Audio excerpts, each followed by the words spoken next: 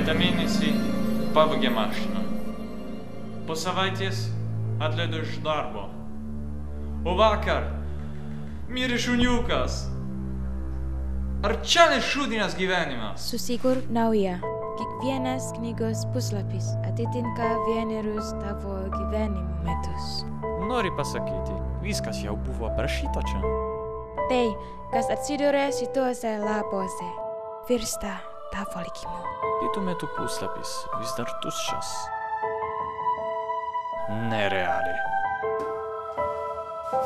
Gerai pagalvok prieš kurdamas savo ateitį.